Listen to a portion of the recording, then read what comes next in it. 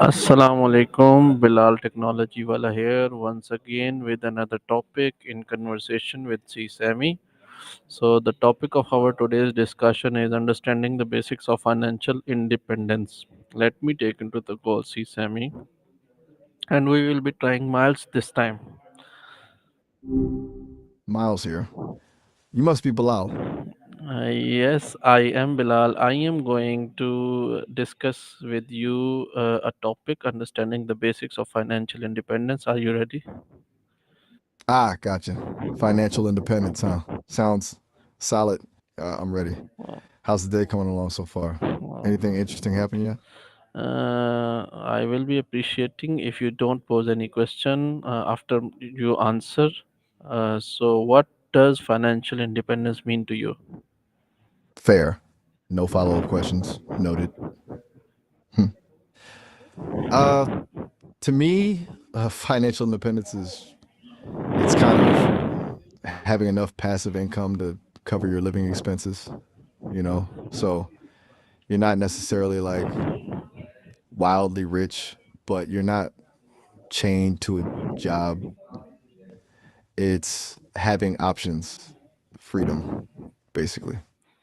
Okay, why do you think financial independence is an important long term goal? Well, I've heard people talk about it a lot. It's about control, isn't it? Like not having to stress about every bill or being forced to do something you hate just to make ends meet. Seems like it lets you focus on things that actually matter, pursuing passions, spending time with loved ones, stuff like that. It just seems like a generally less stressful way to live. So, what are the most common misconceptions people have about financial independence? Ooh, good question. Yeah, right. Sorry, slipped into autopilot there. I think a big one is that it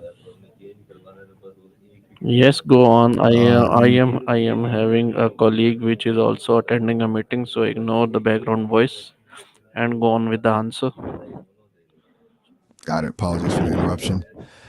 Okay, so a big misconception is you need uh, a huge amount of money to be financially independent, like millions. It's more about smart planning and consistent saving and investing, even if it's starting small. People also think it's all about deprivation, cutting out everything fun, which seems grim. It's about aligning your spending with your values, not just denying yourself everything. Okay. So, how can someone assess their current financial situation before planning? All right. First, got to know where you stand, right? I've heard people talk about tracking income and expenses for a month or two. See where your money is actually going. Then list out all your debts, everything from student loans to credit cards, and figure out interest rates. And finally, take stock of what you actually own assets like savings, investments, property. It's like a financial checkup. Got to know what's healthy and what needs work. Yes, you may take an example of a person who want to be financially independent and give me a case study if he's an educator and serving a job in Pakistan. Hmm. A case study. All right. Let's say we have Ahmed, an educator in Pakistan, 30 years old, earning roughly 80,000 PKR a month. He's got some student loans, maybe around 300,000 PKR outstanding. He lives with his parents, so housing costs are minimal. That's good. First step, tackle those loans. Even small, consistent payments above the minimum make a difference. Then he needs to aim to save at least 20% of his income. That's 16,000 PKR a month. Now, Pakistan has some really interesting investment options. National savings schemes are relatively safe, but returns are modest. You could also look into. Go on, go on, go on. My colleague is posing question in his meeting. Go on. Right, sorry about that. He could also look into mutual funds or index funds, which offer potentially higher returns, but also come with more risk. What were you suggesting 60,000 about? Apologies, that was a transcription error.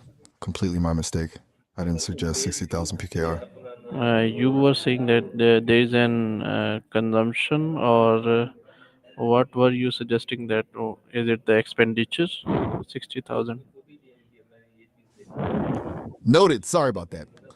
Garbled bit. You're right to push back. It was expenditures, and I was totally off. I meant to say realistically, he's probably spending around 60,000 PKR a month on living expenses, leaving that 20,000 for saving and investing. My numbers were all over the place there. Thanks for catching that. Let's rewind. Where was I? Oh, right. Investment options for 20,000. Ahmed. Exactly. 20,000 PKR a month, consistently invested, even starting small, can add up over time. He could explore diversified mutual funds or even slowly start investing in the stock market, but that's riskier. The key is consistency and long term thinking. It's not about getting rich quick, it's about building wealth gradually. Does that make sense? Yes, it does make sense. Do you haven't explored any investing opportunities? How he should proceed for taking that loan off, or how he should be manage his income so that he should be financially independent in upcoming 5 years? Probably he should make a goal. When will he be financially independent, and what will be the roadmap to that? Ah, okay. You want the nitty gritty roadmap, right? So, 5 years, um, that's doable, but it's going to require discipline. First, a loan. He needs a plan to aggressively pay that down, maybe extra 5,000 PKR a month. That frees up more cash flow for investing. Then, for financial independence, let's aim for a target number. Assuming modest living expenses, let's say 70,000 PKR a month in 5 years, he'd need roughly 8.4 million PKR invested to generate that income at a conservative 4% return.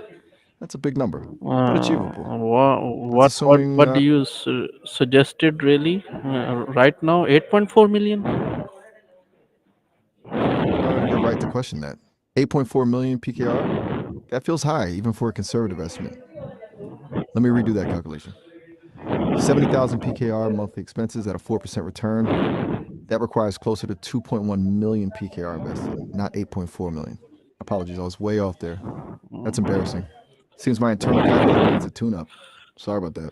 No, We're no, no, aiming no. for You 2.1. are doing your calculations wrong. You are doing the return rate of 2.1 million at the rate of annual rate for 70,000, right?